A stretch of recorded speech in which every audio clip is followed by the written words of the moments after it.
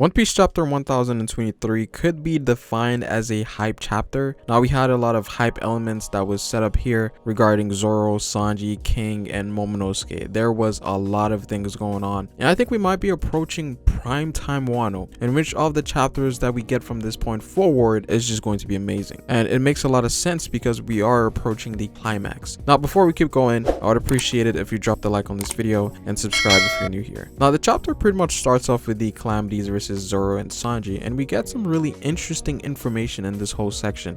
Now as far as the battle goes, for the most part it seems to be very equal. No one seems to have the edge over the other person. Zoro and Sanji are strong enough to keep each commander at bay in a 1v1 setting, and even Hyogoro tells the samurai that they shouldn't let anyone interfere with this battle, as it seems like Zoro and Sanji won the calamities all for themselves. I should also mention that even though it was a 1v1 setting, Zoro and Sanji are kind of fighting together in a sense, whereas they do have moments in which two calamities might try to gang up on one person, but they are usually intercepted. So as of right now, it's looking like this is the final fight for Sanji and Zoro. I don't think there's going to be any deviations from here on out, and you can sort of tell that's going to be the case because of how Oda is writing certain things, as he seems to be setting up possible power-ups and parallels to individuals of the path. And so this takes me to Zoro and Sanji. Now starting off with Sanji here, Sanji mentions that ever since he used the raid suit for the second time, his body has been feeling somewhat off. He doesn't understand what's happening, and this is very interesting because this could be going back to the whole idea of Sanji being a cyborg this whole time. And I think I had a conversation in one of Brago's streams back then in which we talked about Sanji potentially having a very late awakening when it comes to his powers, or maybe Sanji actually needed a trigger for his abilities to come in full effect, and perhaps the raid suit is the key that's making this possible. So Sanji could go through some transformation if he puts on the raid suit again, which will most likely happen because Queen isn't someone that he can hold back on. Now Queen mentions here that all of Judge's kids are enhanced humans, and the fire on Sanji's leg has to be some sort of technology. And I like that this is getting highlighted because this is a question that we've always wondered about for a very long time now. Like, how is Sanji able to create fire with his legs? And I think a lot of people are of the mindset that this was most likely going to be hockey orientated, because it was mentioned that the fire is possible because of Sanji's passion,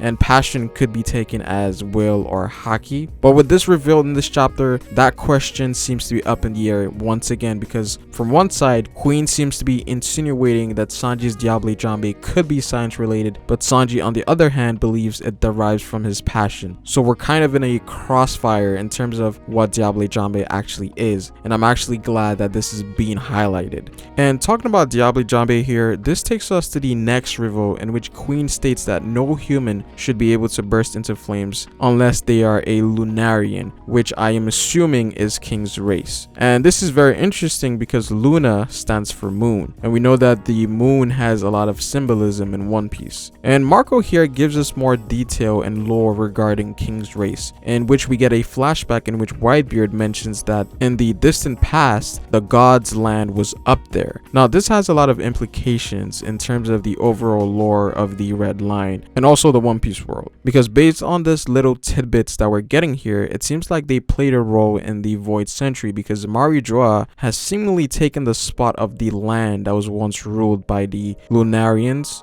And apparently these people were hailed as gods, and it seems like these celestial dragons took over and took it upon themselves to replace those gods and become gods themselves. So that's really interesting here, because it seems like King's race has a lot of lore value in terms of the overall story, and this makes me more interested in King as a character now, because now I'm curious as to what his whole story is, right? But the fact that the Lunarians have the ability to control fire, and Sanji having somewhat of the same thing, kind of hints towards the idea that Sanji could also possess the DNA of a Lunarian.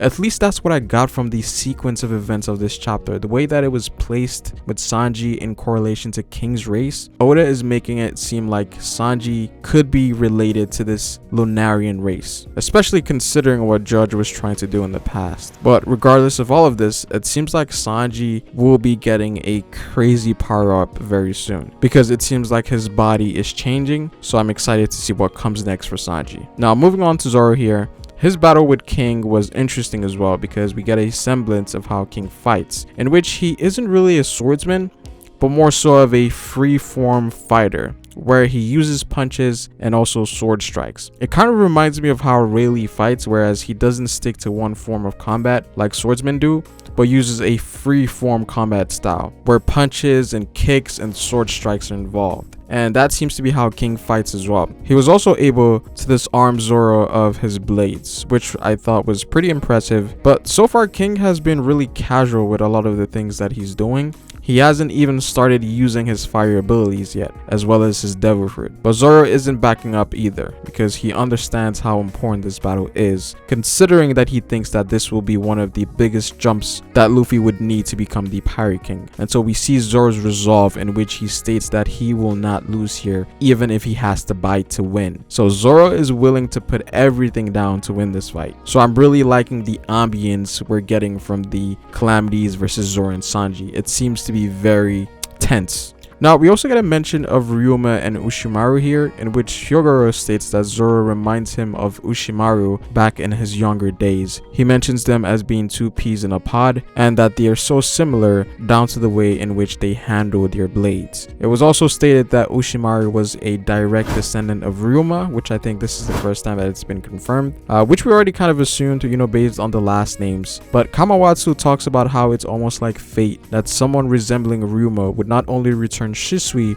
but also possess similarities to Ryuma, the sword god, as Ryuma was also a one-eyed samurai just like Zoro. Now, this has been a discussion that's been talked about for a very long time. I'm talking about decades here, right? Zoro shares a very striking resemblance to these characters. It's hard to say that he's not related to them. There's obviously some connections here, but we don't know how connected they are. We need more context, and Oda is slowly but surely arriving to the point where all of this is going to be revealed. Now, even though it looks very obvious, there might be twists and turns when Oda reveals the whole story. So the Zoro backstory is definitely something that I'm looking forward to. It seems like Zoro and Sanji will be getting a lot of the highlight moving forward. Now, we also get the return of Ino and Neko fighting their opponent, in this case Jack and Perospero respectively. And obviously this fight is kind of fooled by revenge for things that happened in the past. In Inuarashi's case, he remembers what Jack did to Zo and all the torturing that took place on that day. Added on to the fact that this is the closest they've ever been to completing Odin's dream, and what you would see here is the resolve of what these guys are willing to do in order to win, right? They only have this one chance to make that dream come to reality, and they are giving everything they have to make this possible. Now, we also get to see the return of their Sulong forms, which was made possible because of a hole in the ceiling, and in the case of Nekomamushi, he took Perospero out of the castle. Now, as far as matchup goes, especially in Sulong, I'll definitely give the edge to Inu in this case.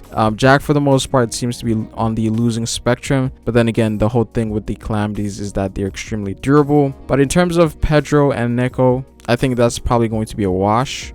Now, I will say that Perospero is very versatile with his ability, but Neko in Sulong form seems to be vastly superior. But I did like this little tidbit that we got here, and we're seeing how everything is almost coming full circle, with Pedro playing his role in Whole Cake Island and the sacrifices that the Minks made when Jack invaded. Every decision they made was important, and ultimately the sacrifices made up until this point is what brought them here today. I feel like this is a scene that's really gonna hit in the anime, because I think it fits the format of the anime really well.